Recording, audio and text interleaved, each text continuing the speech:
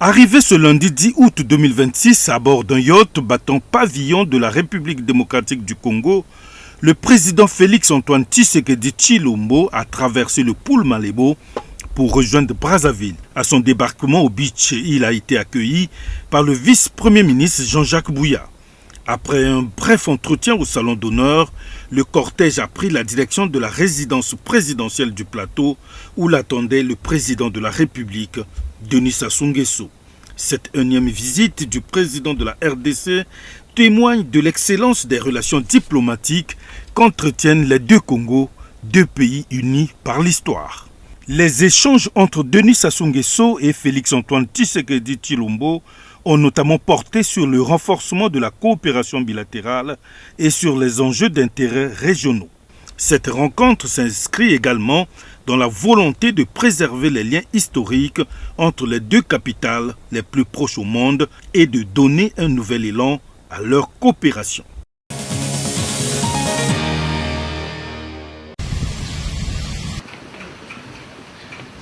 Sacré champion de la 60e édition de la Coupe du Congo en juillet dernier, les joueurs de Rhin Club Virunga ont été reçus ce samedi 8 août par le président de la République Félix-Antoine Tshisekedi Tshilombo à la Cité de l'Union africaine. Conduit par son comité et son staff technique, le club gomatricien a présenté au chef de l'État les trophées et médailles remportés dimanche 19 juillet face à la AS Butras de Lubumbashi. Visiblement heureux, Félix-Antoine Tshisekedi a reçu la coupe dénommée la Coupe du Président et a félicité les joueurs pour leur parcours et leur esprit de combativité. Pour les chefs de l'État, cette victoire est un message d'espoir venu de l'Est du pays. L'honorable Patrick Monyomo, président de DC Virunga, s'est dit satisfait de cet accueil par le président de la République tout en dédiant la coupe aux habitants de Goma. Comme vous le savez, le Daring Club Virunga, c'est un club évoluant dans la ville de Goma et qui a remporté la Coupe du Congo, qu'on appelle aujourd'hui la Coupe du Président, au nom du club DC Virunga. Nous tenons à remercier le chef de l'État, son Excellence Félix-Antoine Tshisekedi, parce que très sportivement, il a accepté de nous recevoir. Cette coupe que vous voyez ici avec nous, la Coupe du Président, c'est la coupe que nous avons dédiée à toute la population du Nord Kivu, surtout cette population-là qui est sous contrôle de l'ennemi de M23. C'est de les rassurer que nous sommes ensemble. Le chef de l'État vient de le souligner ici. Pour lui, il a pris comme priorité des priorités le rétablissement de la paix. Grâce à cette victoire, le DC Virunga décroche la première étoile de son histoire dans cette prestigieuse compétition nationale. Le président de la République a réaffirmé son soutien au DC Virunga qui représentera la RDC à la prochaine Coupe de la Confédération de la CAF.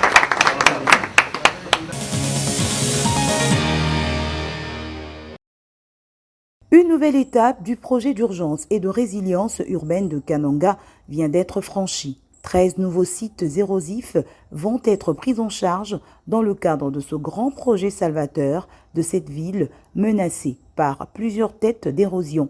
Le samedi 8 août 2026 marque une nouvelle page de l'histoire qui va renforcer la résilience urbaine du chef-lieu de la province du Kasaï central avec le lancement des travaux anti-érosifs dans le cadre du PURUC.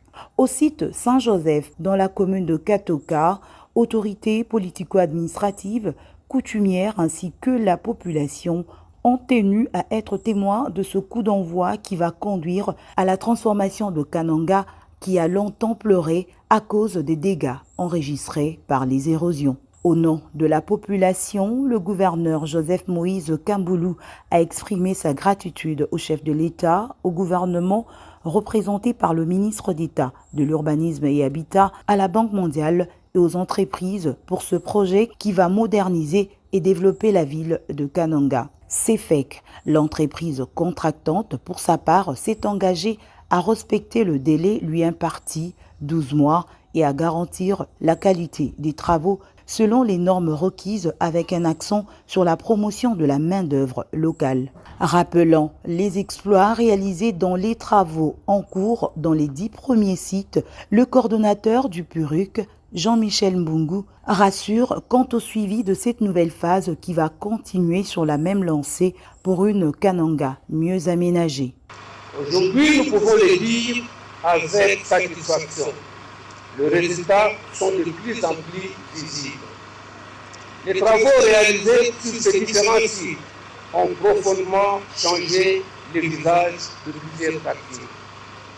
À Moussoungou, par exemple, les interventions ont permis de sécuriser les grands complexes d'Athénée royal de Kananga et l'école primaire Loïbonso, sans oublier les habitations de tout autour. À PK736, dans la commune de Lukonga, l'intervention a contribué à préserver la route nationale numéro 41 et à protéger les corridors ferroviaires, infrastructures essentielles pour les échanges et l'approvisionnement de la ville. Sur les autres sites, les ouvrages réalisés ont permis de ralentir et de stabiliser des phénomènes d'érosion qui hier encore suscitaient inquiétude et désespoir au sein des communautés. Et sur tous ces travaux, ont rencontré une grande participation de la population ainsi que des autorités provinciales. Prenant la parole devant une population remplie d'espoir du changement, le ministre d'État, ministre de l'Urbanisme et Habitat, a sorti ce premier mot en Chiluba pour saluer la foule d'abord.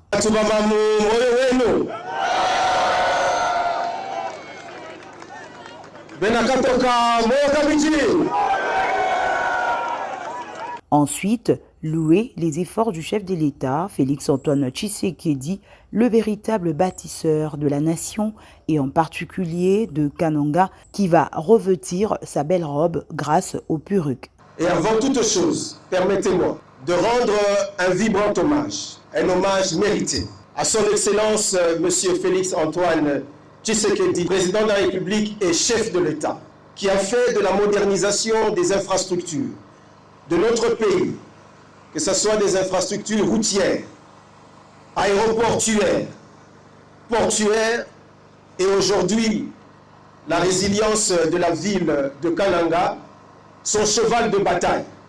Si on l'appelle aujourd'hui Fachi Béton, c'est parce qu'effectivement, il est en train de bétonner tout notre pays.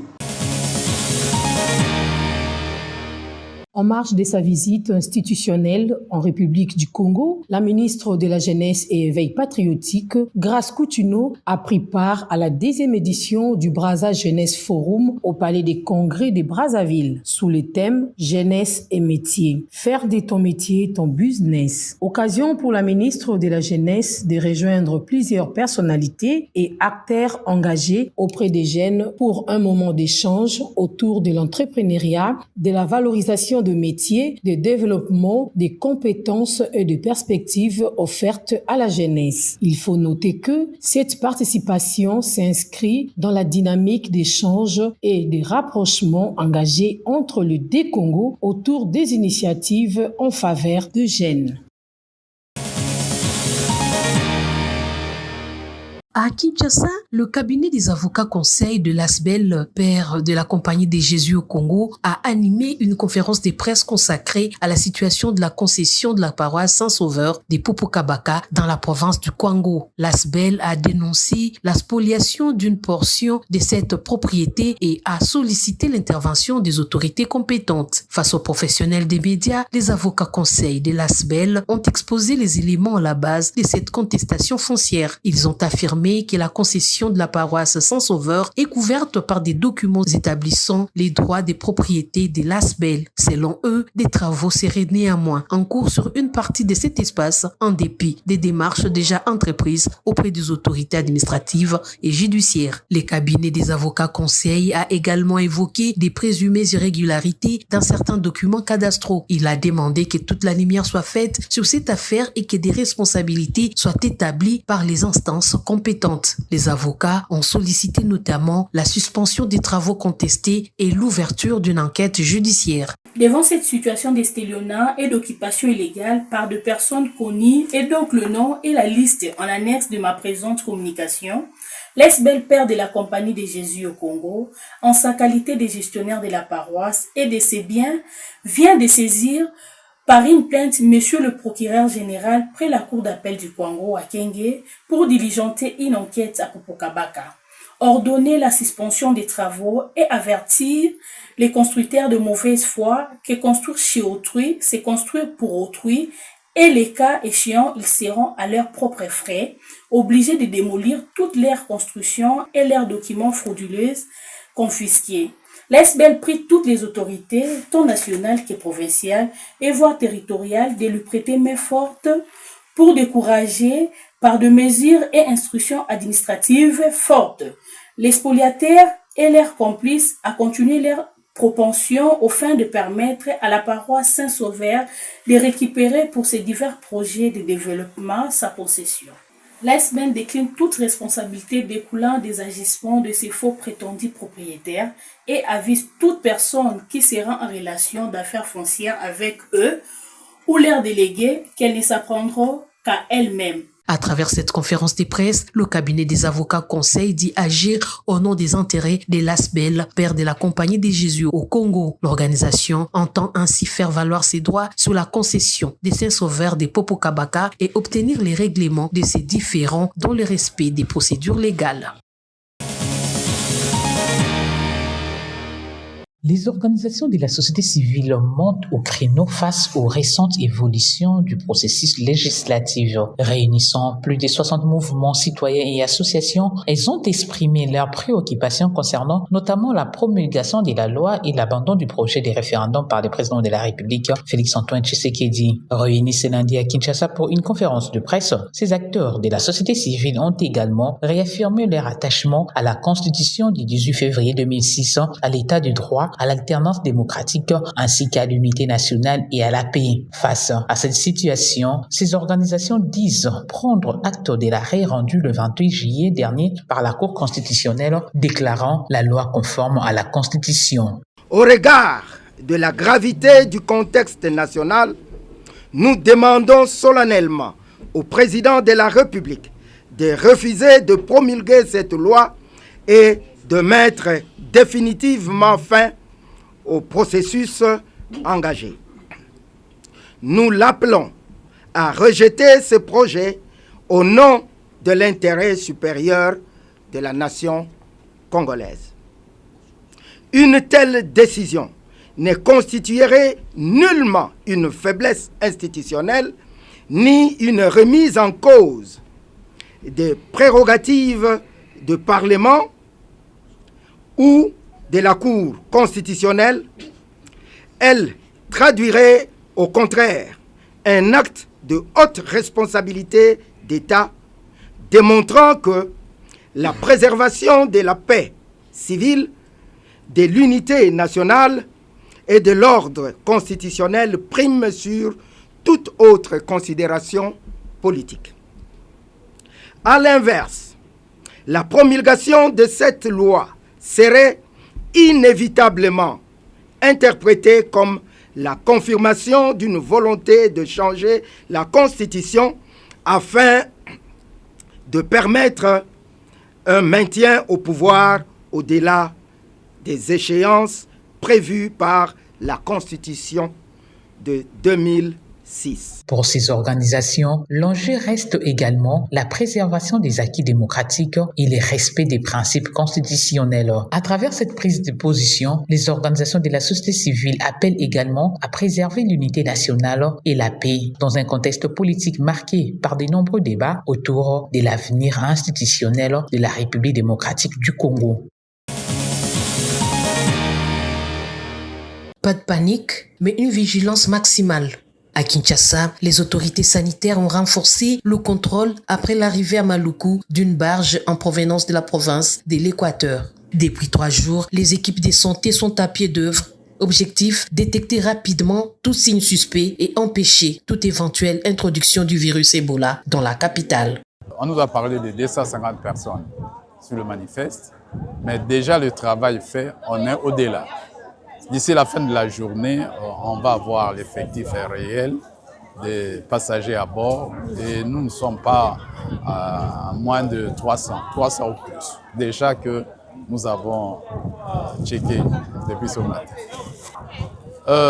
Apaisement. Je peux dire que on peut avoir Ebola, très peu de chance. Parce que le bateau n'est pas parti de Kisangani, où il y a des cas importés d'Ebola. Le bateau est parti de l'Équateur. Donc déjà là, il n'y a pas de lien épidémiologique.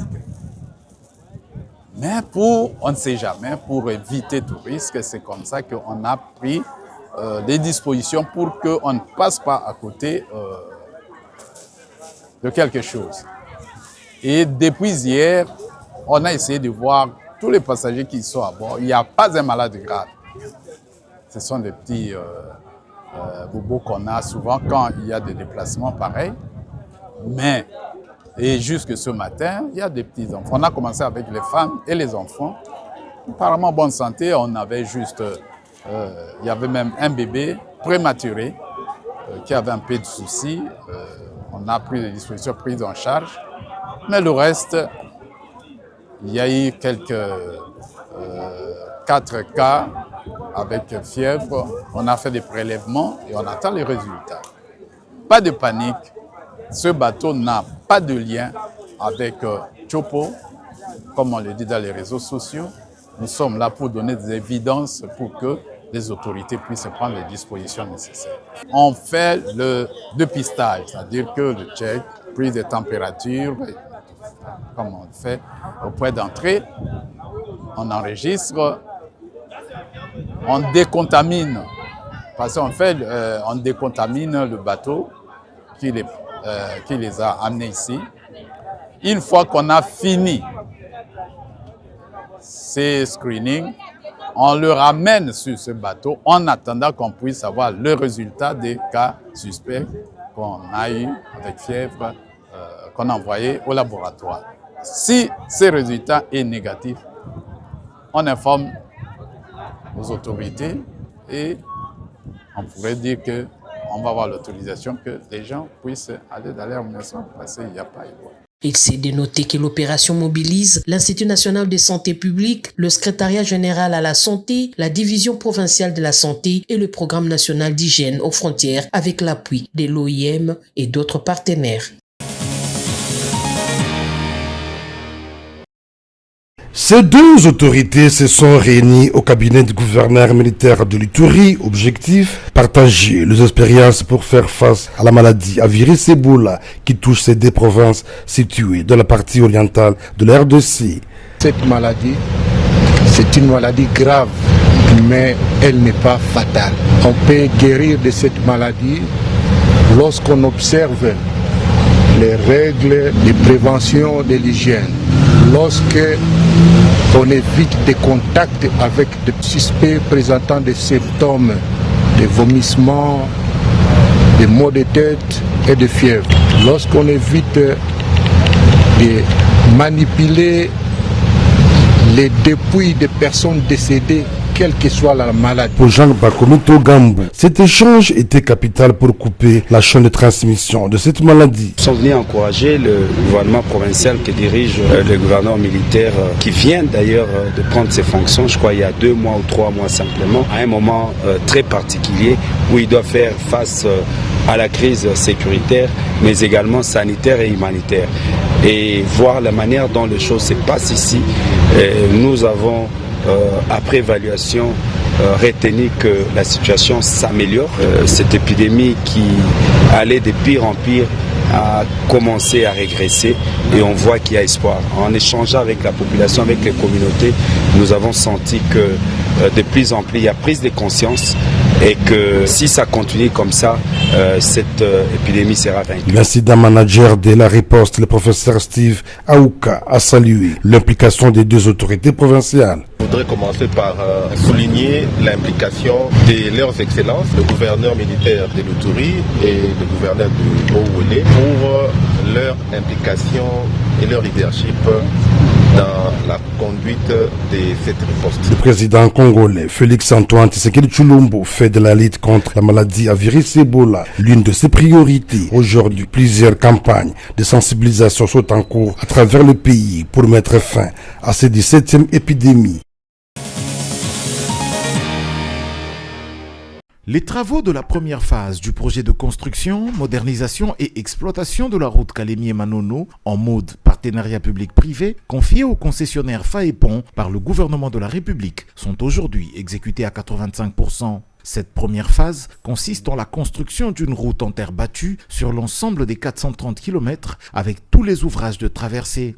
La première semaine du mois d'août 2026, le directeur provincial de la CGT Tanganyika, l'ingénieur Kennedy Sea, y a effectué une mission d'inspection dans le but d'évaluer l'état d'avancement physique du projet, la conformité technique des ouvrages réalisés, ainsi que les travaux restants à exécuter. Le constat indique un taux global d'exécution estimé à 85% pour cette première phase. L'itinérance a également permis l'inspection de 6 ouvrages d'art concernés par une réception technique prochaine, à savoir le pont Kiambi, long de 320 mètres, qui franchit la rivière Luapula et qui est désormais en béton, le pont Mbayo, long de 44 mètres, 2 ponts de 22 mètres et 2 autres de 18 mètres. Les ouvrages visités présentent un niveau d'achèvement satisfaisant et des caractéristiques techniques conformes aux exigences du projet. Les travaux résiduels concernent principalement l'achèvement des murs de protection, notamment sur le pont Kiambi.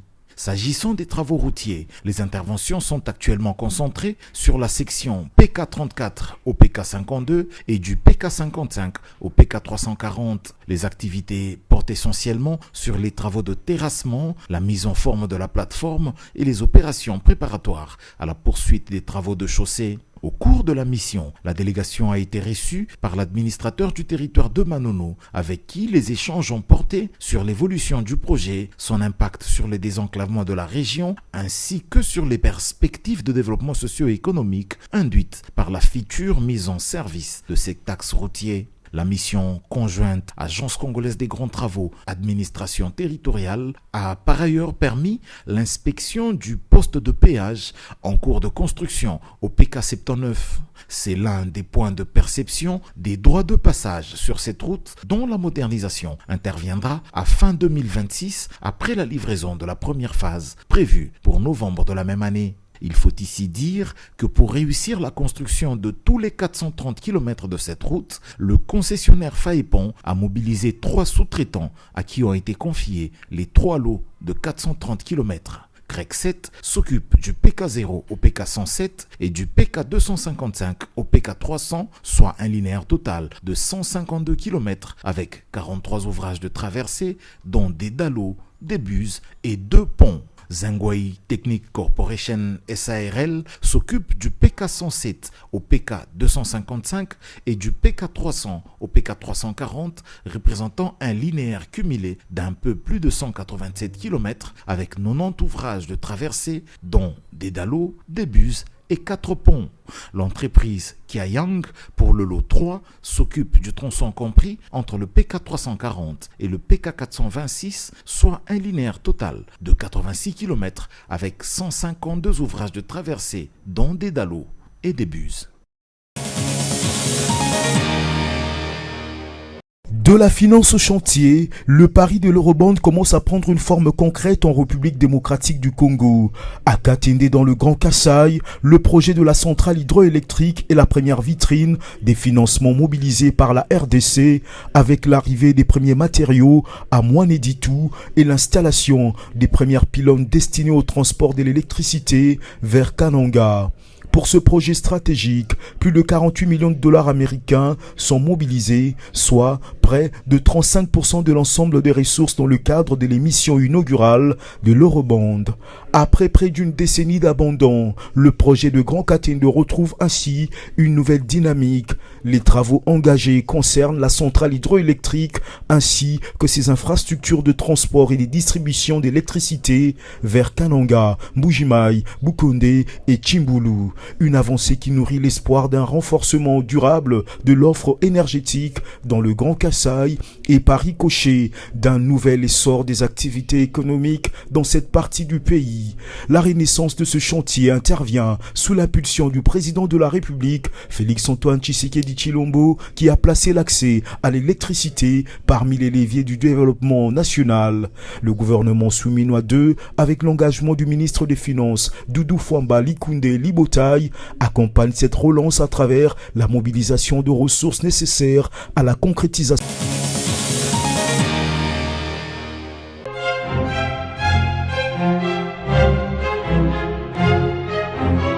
C'est la revue de presse du Canal Numérique Télévision du premier jour de la semaine. Nous sommes le lundi 10 août 2026. Bienvenue à tous et voici la tempête tropique Le Confrère qui ouvre souvent le bal. Dans son avant-titre, Kinshasa AFC M23, on lit que Washington salue le premier échange des détenus. Au sujet du contrôle technique à Kinshasa, le Canard écrit « Le bouclage des véhicules non en règle démarre ce lundi ». Par contre, la source signe le naufrage d'une baleinière près de Kisangani et qui fait au moins 6 morts. Ça c'est grave. Pendant ce temps, au CESAC, pour contrer la propagande de l'AFC M23, Christian Bossembe menace de suspendre TikTok.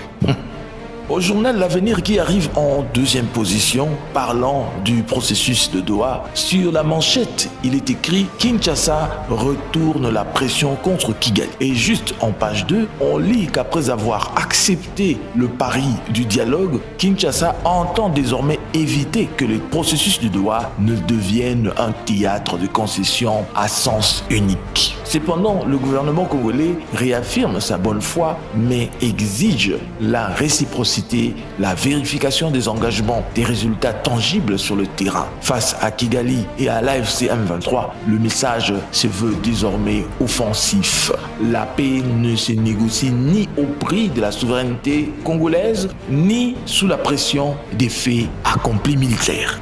Kinshasa, écrit le journal Forum des As en leader. Matière fécale traitée, une ressource pour restaurer les sols contaminés aux hydrocarbures. Le même Canard titrant dans une oreillette parle de Laetitia Modéroy comme la nouvelle conductrice du secrétariat général de la FECOFA. Par ailleurs, au point où le confrère constate un climat politique sous tension, la manchette de Forum des As, elle, souligne que la coalition 64 maintient son ultimatum du 15 août 2026 et renchérit au bas du titre. Cette coalition de l'opposition dénonce des actes d'intimisation contre ses membres. Dans le titre suivant, c'est plutôt Olivier Kamitatou qui accuse le pouvoir de façonner une opposition à sa convenance. Cela s'est déroulé au cours d'un SpaceX hier. Enfin, Africa News clôt le débat en titrant depuis la manchette du journal « L'ancien conseiller de Nicolas Kazadi fait fausse route, un banquier les trille ». La source fait allusion à Eurobond où on lit que le faux débat de Mapamboli sur le 1,25 milliard de dollars dormant en banque. Encore un titre qui fait office d'une gronde. Le Canard parle d'un sévère réquisitoire de l'ex-patron de la FECOFA et rapporte à son opinion que quand son mari sort du bois, il distribue de cartons à tous. C'est la note de clôture de l'analyse de ce lundi. Merci de nous avoir suivis. À la prochaine.